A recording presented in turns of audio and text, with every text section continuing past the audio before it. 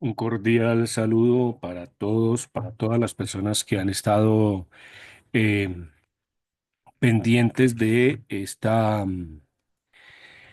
de este pequeño ejercicio, de esta pequeña reflexión en torno a la última encíclica del Papa Francisco en Dilexit Nos. Hacía días que no publicaba esta presentación, estaba pues bastante enfermo, entonces no tenía como la debida voz para este proceso. Pero bueno, aquí estamos. En el numeral cuarto, bueno, desde el principio yo les había dicho que el Papa Francisco en esta encíclica, de igual forma como en las otras también, tenía unos fundamentos, unos referentes, ya sea filosóficos, ya sea teológicos, y pues quien quiera profundizar, en este numeral 4 hay unas referencias muy significativas, vale la pena remitirse a ellas, porque eso hace que uno comprenda mejor cuál es el trasfondo, cuál es el contexto, no solamente digamos que teológico, sino también el contexto antropológico, el contexto filosófico, eh, en virtud de qué cuestiones, de qué problemas, o más bien en respuesta a qué situación humana el Papa Francisco ha querido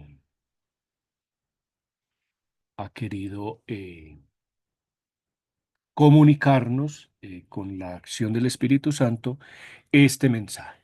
Listo. Entonces, esta parte cuarta, perdón, está compuesta como por varios apartados. El primero es sed del amor de Dios. Eh,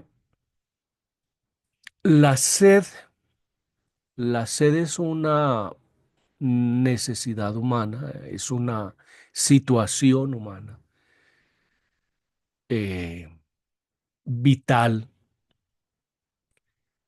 eh, que pues, bueno, no solamente el ser humano, sino toda vida, incluso la vida vegetal.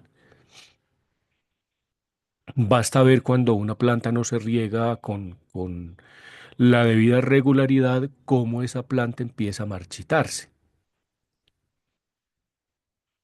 Un animal también. Un animal o el ser humano, si no toma agua, se deshidrata e incluso puede llegar a morirse. Esa, esa situación vital,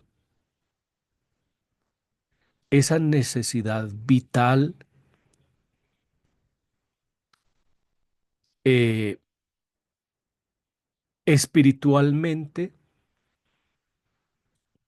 por analogía, se puede aplicar respecto a la necesidad vital también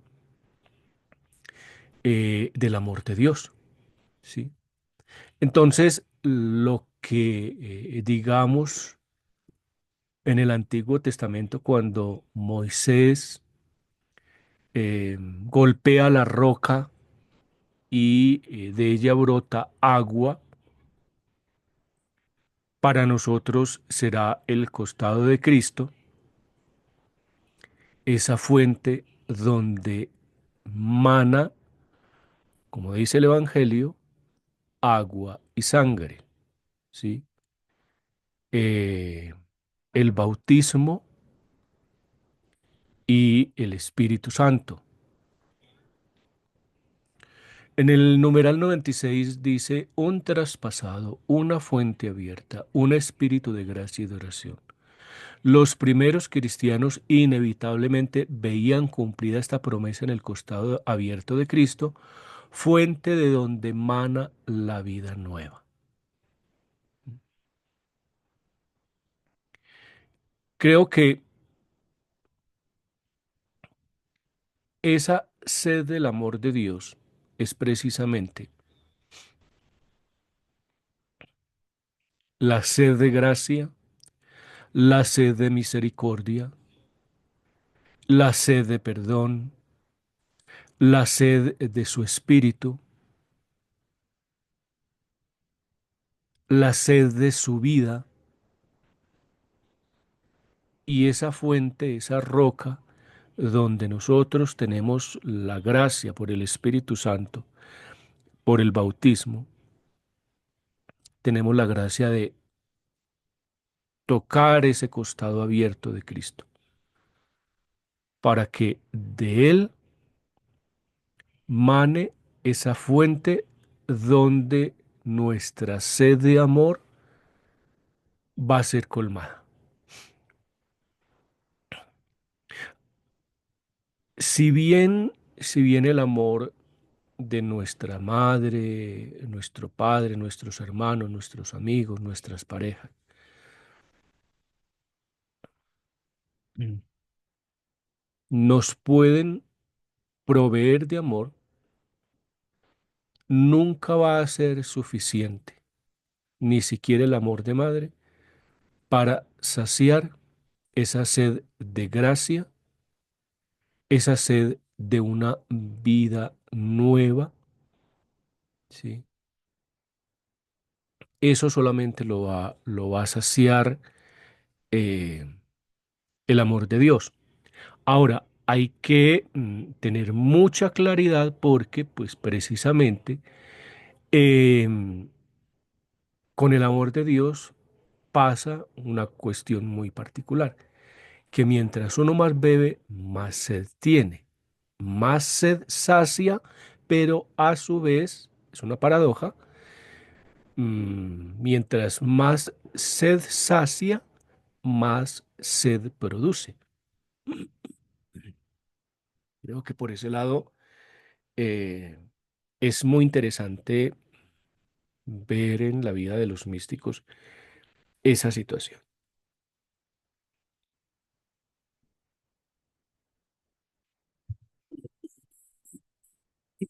Mm. Perdón.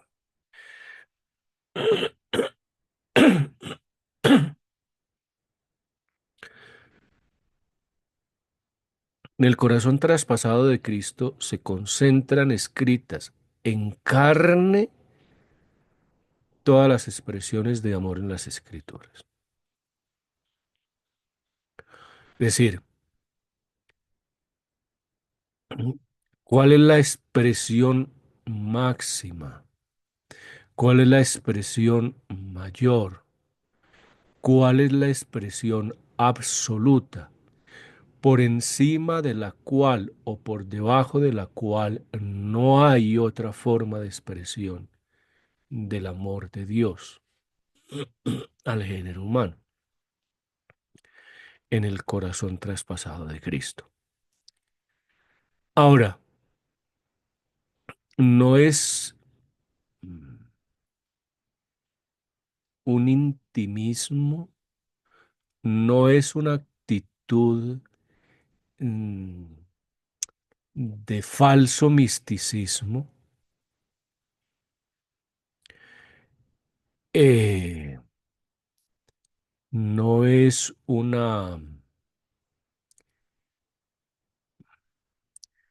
no es una situación que el ser humano idee, ¿sí? Es decir, se represente. No es un amor, no es una expresión que uno se imagine, como se puede imaginar, por ejemplo, cuando uno dice unicornio, ¿sí? El unicornio no existe, aunque la palabra permita la representación, y con el corazón traspasado de Cristo no es lo mismo, ¿sí?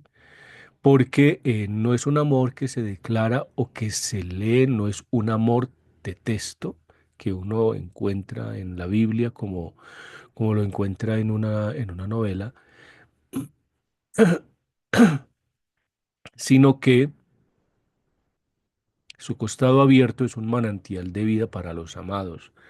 Es aquella fuente que sacia la sed de su pueblo, dice el numeral 101. No es algo que uno suponga, no es algo que uno fantasee, creo que es mejor la palabra, ¿sí?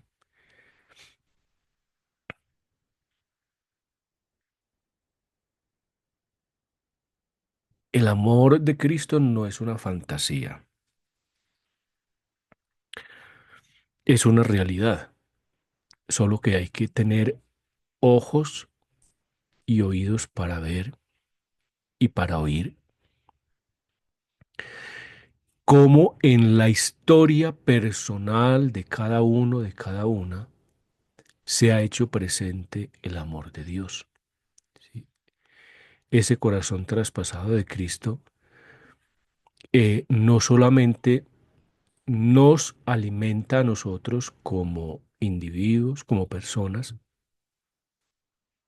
sino que también sacia la sed de un pueblo, de una nación, como incluso en el dolor que pueda vivir una comunidad ante una situación, esa comunidad se fortalece, ese consuelo espiritual eh, precisamente eh, mana del corazón traspasado de Cristo. Ojo, no es una fantasía, ¿sí? Es una realidad personal, es una realidad comunitaria, es el amor de Cristo, lo encontramos en las Escrituras, pero también lo vemos en nuestra historia personal o comunitaria, pero siempre, siempre hay expresiones concretas de ese amor del traspasado. Como les decía, el Papa Francisco acude a diferentes fuentes, a diferentes referentes, y una de esas que cita en el numeral 106 es San Buenaventura, ¿sí? San Buenaventura une las dos líneas espirituales en torno al corazón de Cristo. Dice, al mismo tiempo que lo presenta como la fuente de los sacramentos y de la gracia,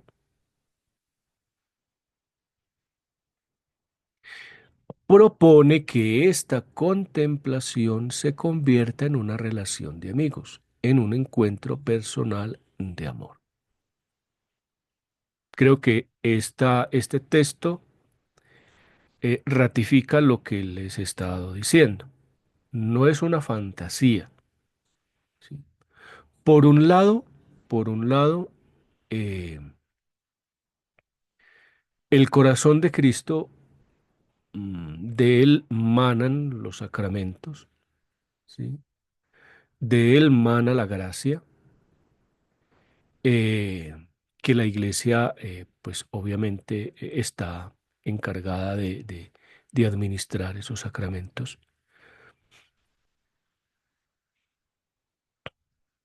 Mm, a través de esos sacramentos, eh,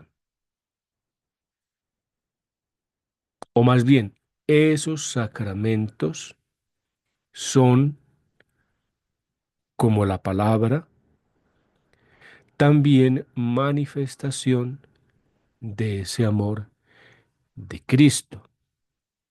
Por eso, insisto, no es una fantasía, no es una cosa que nosotros demos en vida a causa de nuestra imaginación, ¿sí? En la iglesia, así como en la historia personal y en la historia comunitaria de los pueblos, históricamente hay expresiones del amor de Cristo. A través de los sacramentos eh, tenemos una expresión viva, ¿sí? De ese amor de Cristo. Y esos sacramentos no solo son fuente, sino que también son condición de posibilidad para fortalecer esa relación, ese encuentro personal de amor. En otra ocasión les decía que el cristianismo no es una ideología, el cristianismo no es una religión natural, el cristianismo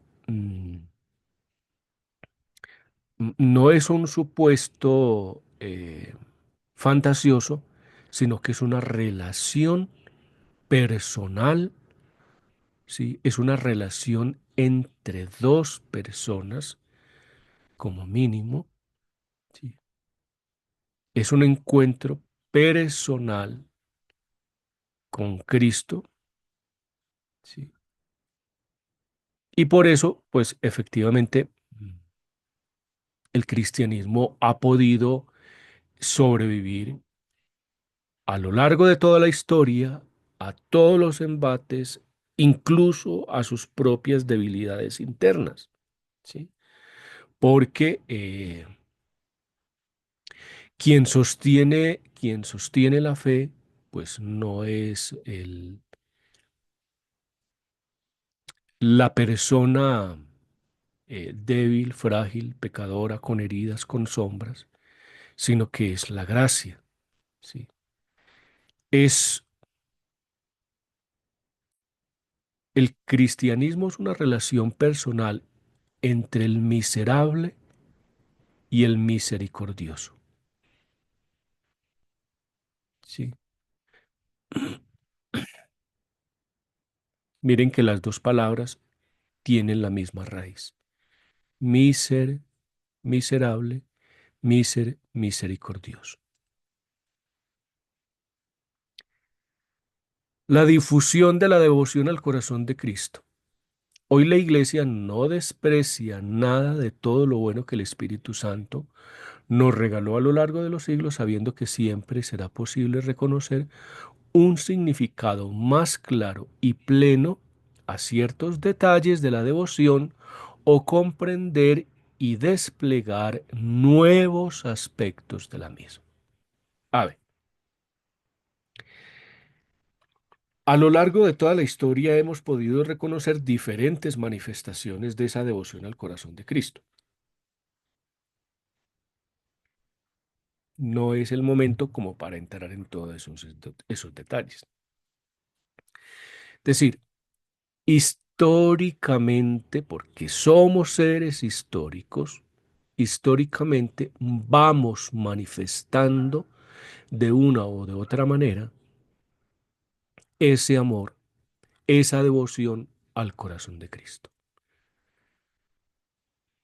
¿Sí? Esa devoción se va consolidando epocalmente, se va consolidando de acuerdo a la época.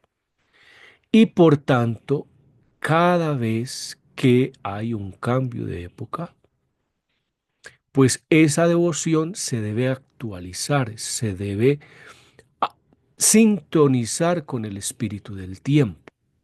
¿M? Porque no es una devoción a un objeto muerto, sino que es una devoción al corazón de una persona que está viva.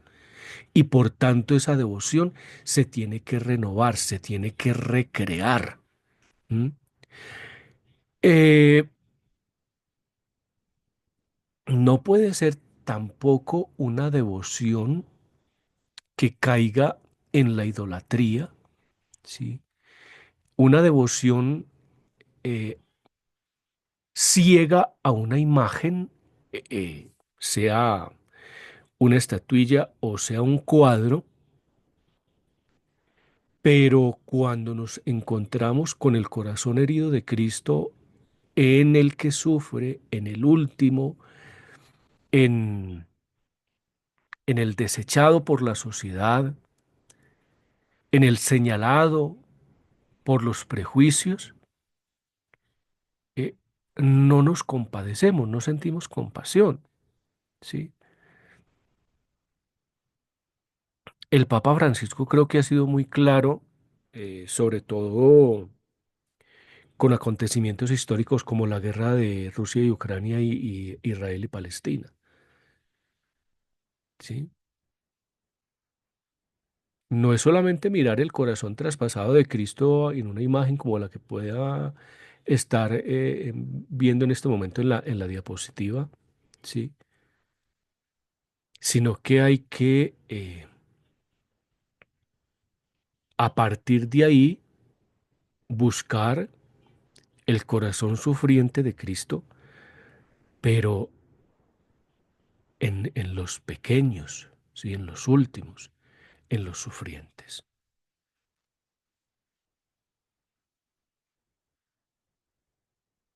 Así como citaba a San Buenaventura, también habla, o más bien cita a San Francisco de Sales, dice, él contemplaba frecuentemente el corazón abierto de Cristo, que invita a habitar en su interior en una relación personal de amor donde se iluminan los misterios de la vida. Se insiste, entrar en el corazón abierto de Cristo es una relación de corazón a corazón, una relación íntima, una relación de dos personas. Pero no nos podemos quedar ahí.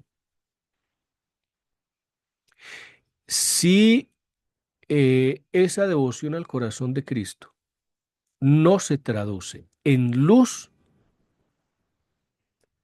que nos permita iluminar los momentos de oscuridad, que nos permita a nosotros compadecernos de los últimos, de los que sufren, que nos permita a nosotros reconocer a el rostro de Cristo en el sufriente, en la persona que sufre, en el último, en el desechado, en el despreciado por la sociedad, por un sistema económico perverso,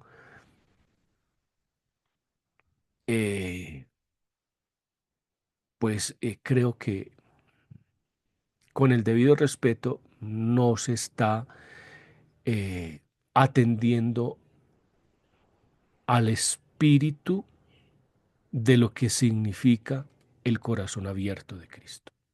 ¿Sí? Hay que entrar en el corazón de Cristo, ¿sí?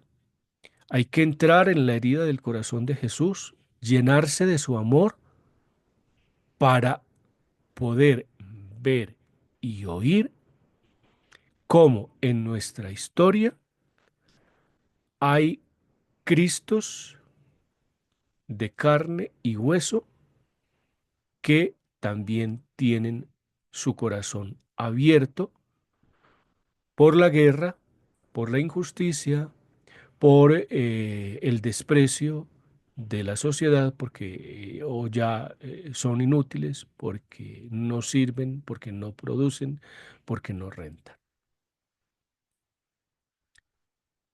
Una nueva declaración de amor. En otro momento advertimos que quien se nos entrega es el Cristo resucitado, lleno de gloria, pleno de vida y de luz. Si bien en distintos momentos habla de los sufrimientos que soportó por nosotros y de la ingratitud que recibe, aquí no se destacan la sangre y las llagas sufrientes, sino la luz y el fuego del viviente.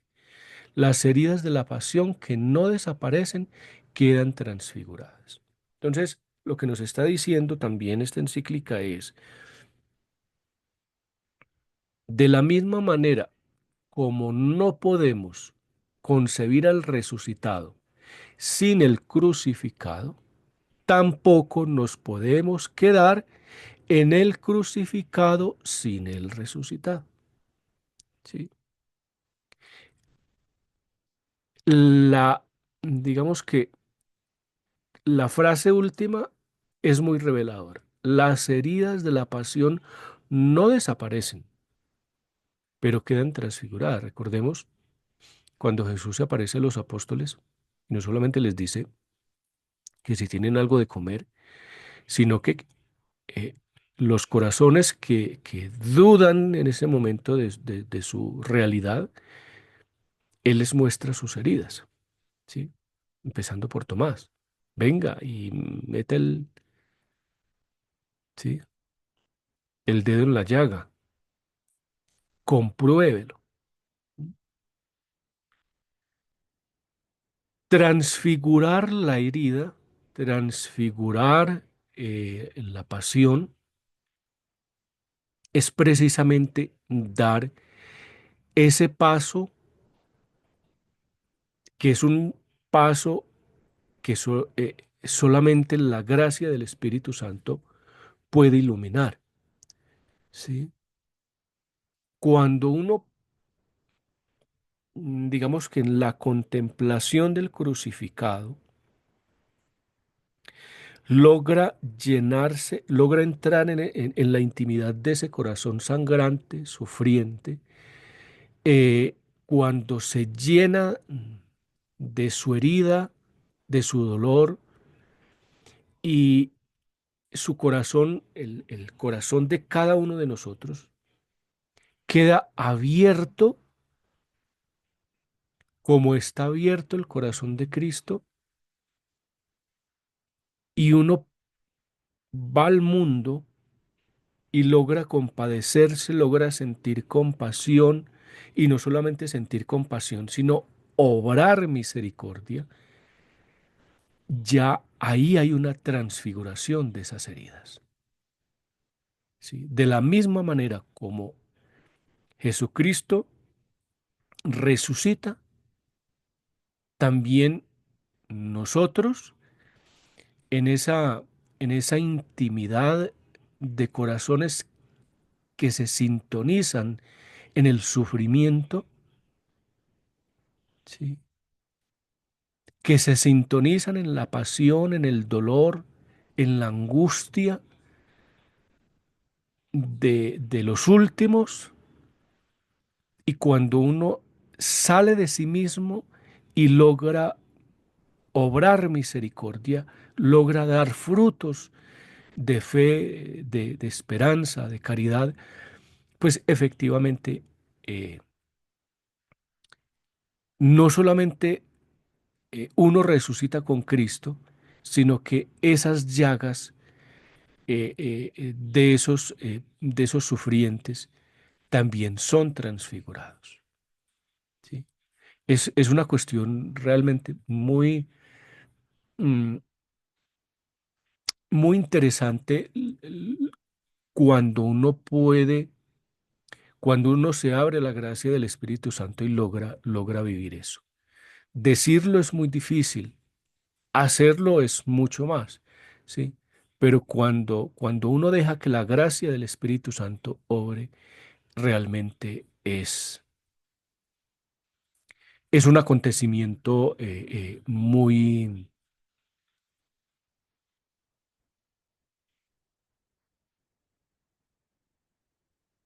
muy profundo, muy lleno de fuerza, de luz.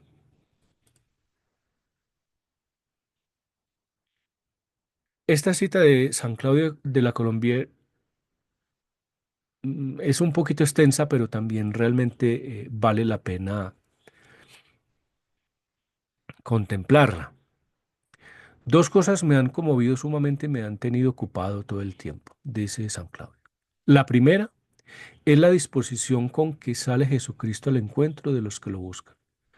Su corazón está anegado en un mar de amarguras. Todas las pasiones se han desencadenado en su interior. Toda la naturaleza está desconcertada y a través de estos desórdenes y de todas estas tentaciones, su corazón va derecho a Dios. No da un paso en falso, no vacila en tomar el partido que la virtud y la más alta virtud le sugiere. La segunda cosa es la disposición de este mismo corazón con respecto a Judas que lo traicionaba, a los apóstoles que cobardemente le abandonaban, a los sacerdotes y a los demás que eran los autores de la persecución que sufría. Es cierto que todo ello no fue capaz de excitar en él el menor resentimiento de odio ni de indignación. Me represento, pues, a este corazón sin hiel, sin acritud, lleno de verdadera ternura para con sus enemigos. San Claudio de la Colombier lo que está haciendo es poniendo por palabra una meditación muy seguramente a los pies del crucificado y nos muestra cómo el corazón de Cristo no desespera, sino que se abandona completamente en el amor de Dios, ¿sí? Ora al Padre, reclama su presencia, grita por Él, pero a su vez bendice, perdona, promete al ser humano. Bendice, eh, por ejemplo, a Juan cuando le entrega a su madre. Perdona cuando dice a sus verdugos, Padre, perdónales porque no saben lo que hacen. Promete cuando le dice al buen ladrón, hoy estarás conmigo en el paraíso. ¿Sí? No es, no es un intimismo ni un fideísmo de solo relación con el Padre, sino que se alimenta del amor del Padre para que ese corazón rebosante nunca mengue en amor al ser humano al que vino a salvar. ¿Sí? Miremos, por ejemplo, cuando canta el gallo, la mirada que Cristo le hace a Pedro. No fue una mirada de falsetas, no fue una mirada de traidor, no fue una mirada de reclamo. Yo te lo dije, te dije que me ibas a traicionar, que me ibas a negar. No, fue una mirada de ternura, fue una mirada de compasión. ¿Sí?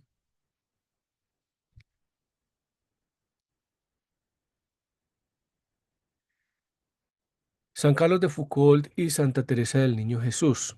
En este caso, este texto del 132 es sobre San Carlos de Foucault. Su amistad con Jesús, corazón a corazón, no tenía nada de un devocionalismo intimista, lo que yo les decía ahora. Era la raíz de esa vida despojada de Nazaret con la cual Carlos quería imitar a Cristo y configurarse con él.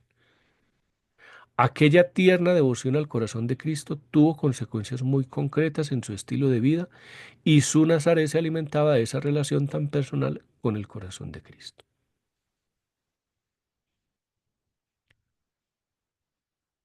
No es un falso devocionalismo, un falso intimismo.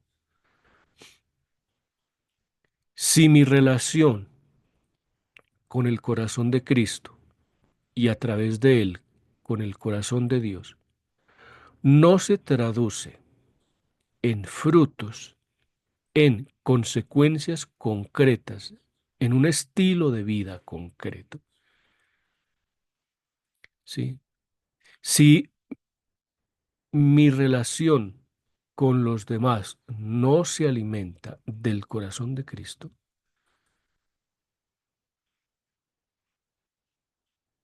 no deja de ser un comercio entre dos individuos. ¿Mm? El ser humano se define por sus relaciones, ¿sí? Y esas relaciones hoy imperan con el espíritu del comercio, ¿sí? Las relaciones hoy prácticamente son transacciones.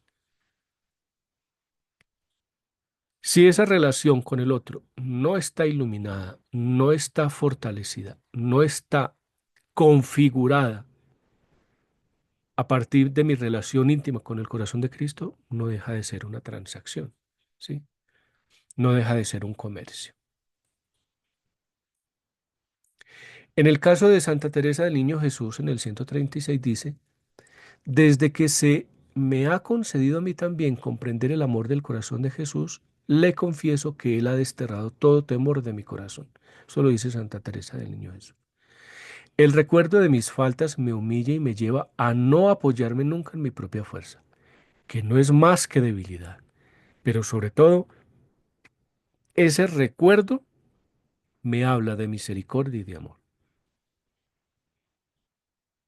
Entonces, por un lado, la relación con el corazón de Cristo nos debe liberar del temor, del miedo. No tengáis miedo, ¿sí? No temáis.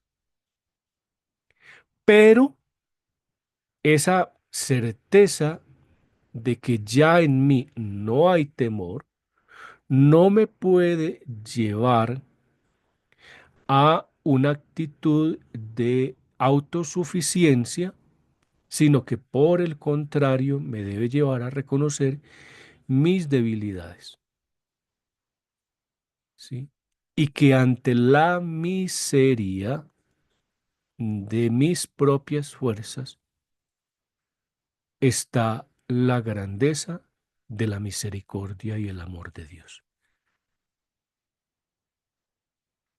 Hay que sacar del corazón de todo nuestro ser todo temor, pero eso no nos debe llevar al extremo de la autosuficiencia, sino que por el contrario, a la humildad de reconocer de que por nuestras propias fuerzas nada podemos, que solo la misericordia y el amor de Dios pueden desterrar definitivamente de nuestro corazón toda herida, toda sombra, toda oscuridad, todo pecado.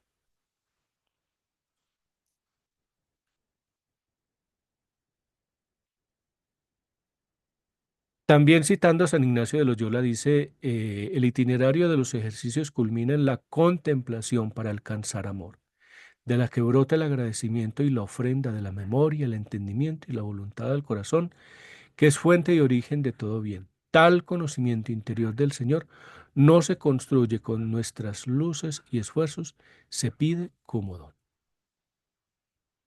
Yo creo que aquí está insistiendo mucho en la actitud del ser humano, de la autosuficiencia, ¿sí? Bueno, esa puede ser una cuestión, una falta del ser humano de hoy, la autosuficiencia, ¿sí?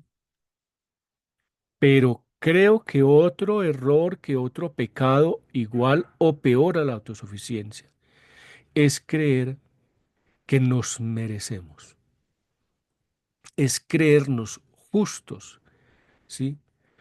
Es creernos santos, es creernos perfectos, ¿sí? Y tener ese orgullo y esa soberbia de destacar siempre nuestras virtudes, ¿sí? De suponer que todo lo que brilla en nosotros es obra de nuestra razón, de nuestra inteligencia, de nuestras capacidades. ¿Sí?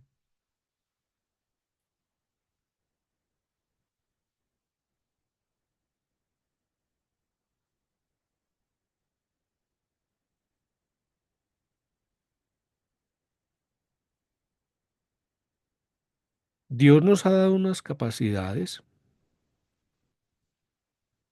unos talentos, ¿sí?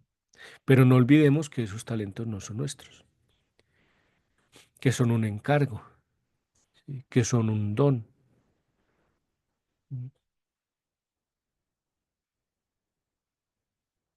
Estamos simplemente eh, administrando esos talentos, capitalizando esos talentos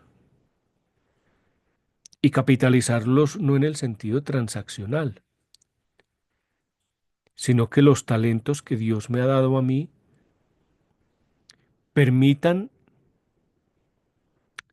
en otros seres humanos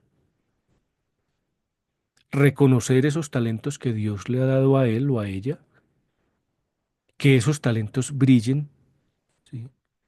Que eh, que esas capacidades que tienen los otros, pues efectivamente den buenos frutos, ¿sí? Esa es como la invitación. En el 149 dice, precisamente el acercarnos a Cristo en el misterio de su corazón, nos permite detenernos en este punto, de la revelación del amor misericordioso del Padre que ha constituido el núcleo central de la misión mesiánica del Hijo del Hombre.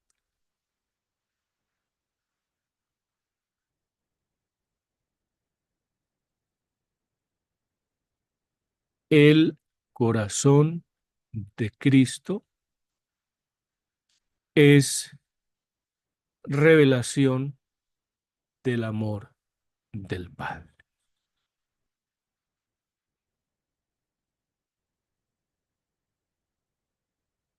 Quien se acerca al corazón de Cristo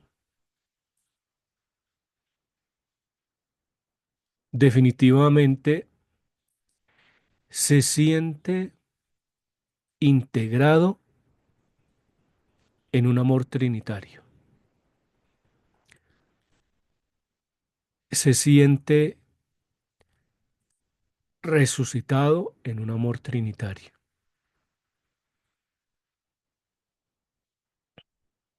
Pero ese amor trinitario tiene que vaciarse, tiene que darse, tiene que irradiarse precisamente,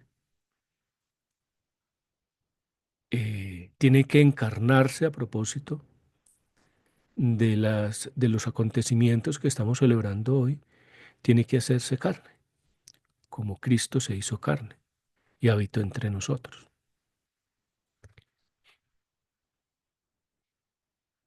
Esa corriente de vida interior tiene que salir, sí, el agua no se puede quedar dentro de la roca, no se puede quedar atrapada dentro de la roca. Tiene que brotar manantiales de vida, de gracia, de luz, de bendición, de paz. Al mismo tiempo que el corazón de Cristo nos lleva al Padre, nos envía a los hermanos. ¿Mm? En los frutos de servicio, fraternidad y misión que el corazón de Cristo produce a través de nosotros, se cumple la voluntad del Padre. De este modo se cierra el círculo. La gloria de mi Padre consiste en que ustedes den fruto abundante.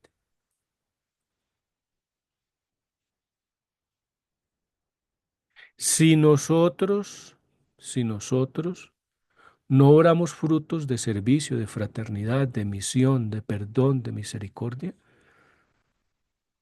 ese es un pecado grave porque estamos reteniendo para nosotros el amor que brota del corazón de Cristo.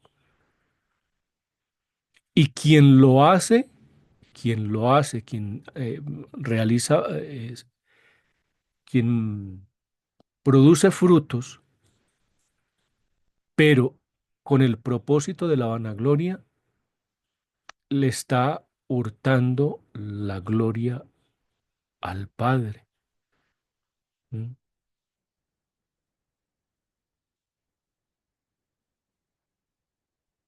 Cuando decimos, Padre nuestro que estás en el cielo, santificado sea tu nombre, venga tu reino. Pero hacemos todo lo contrario. Queremos que nuestro nombre se santifique, queremos que nuestra gloria, que nuestro reino, eh, que nuestra forma de pensar, nuestra forma de sentir, que los demás giren alrededor de nuestros intereses, de nuestros proyectos, pues ahí no estamos haciendo absolutamente nada. Hasta acá el numeral 4. En una próxima ocasión prepararé el siguiente numeral. Un abrazo, mucha salud, mucha paz, muchas bendiciones.